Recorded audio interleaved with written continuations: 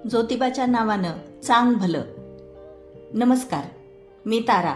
The तारा डायरीमध्ये आपलं सहर्ष स्वागत आहे. आज मी आले आहे दख्खनचा राजा श्री ज्योतिबा यांच्या दर्शनासाठी.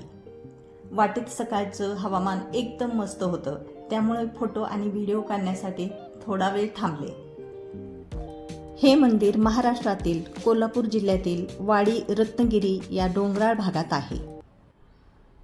कथेनुसार ब्रह्मा, विष्णू व महेश यांनी एकत्रित देवशक्तीने ज्योतिबा या रूपात अवतार घेतला होता व त्यांनी राक्षस रत्नसूर यांचा वध करून प्रदेशातील लोकांचे बलिदान कमी केले.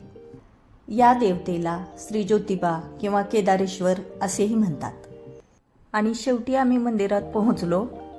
पण जेव्हा आम्ही दर्शनाच्या रांगेमध्ये वगैरे उभं राहिलो होतो किंवा जात होतो मध्ये, तेव्हा खूप पाऊस होता.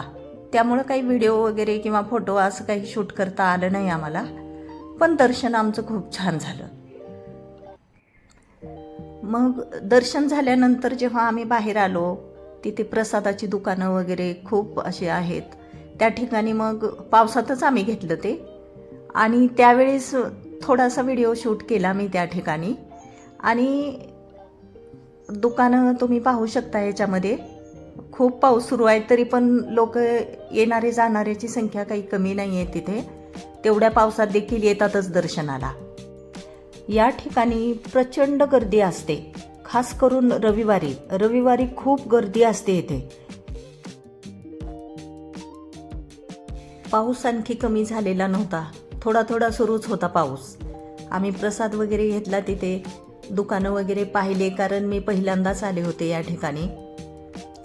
दुकानं वगैरे इतकं म्हणजे गजबजलेलं वातावरण वाटत होतं ना, म्हणजे पावसाचा वगैरे काही इफेक्ट म्हणजे जाणवत नव्हता. आणि परत आम्ही बाहेर आलो आणि मंदिराच्या जेव्हा बाहेर आलो तेव्हा अचानक इतकं धुकं पडलेलं होतं ना, खूप धुकं पडलेलं होतं. म्हणजे अक्षरशः रात्रीचे 7 वाजलेत की काय असं वाटलं. ते अचानक पडलेल्या धुक्यामुळं बापरे, म्हणजे आम्हाला वेगळंच काहीतरी हे वाटू लागलं. कारण म्हणजे तसा अनुभव कधी आलेलाच नव्हता अगोदर, की अचानक धुकं पडलं आणि इतकं धुकं पडलं की समोरची व्यक्ती पण दिसेनाशी झाली. एवढं धुकं होतं ते. त्यामुळं त्या वातावरणातून असा पाय निघवत नव्हता.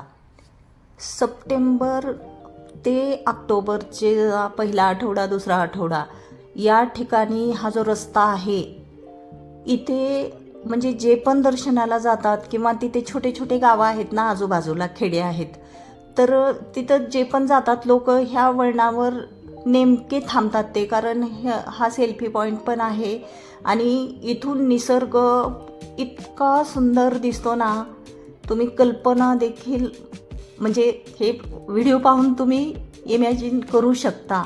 इतका सुंदर निसर्ग दिसतो. म्हणजे ढगाळलेलं वातावरण आणि हिरवागार निसर्ग, म्हणजे खूप एखादा आपण काश्मीर वगैरे आलो की काय असं वाटतं. तर असा होता आपला दख्खनचा राजा श्री ज्योतिबाचा प्रवास. व्हिडिओ आवडला असेल लाईक, शेअर आणि सबस्क्राईब करायला अजिबात विसरू नका. भेटूया अशाच एका नवीन ठिकाणी. व्हिडिओ बघितल्याबद्दल धन्यवाद.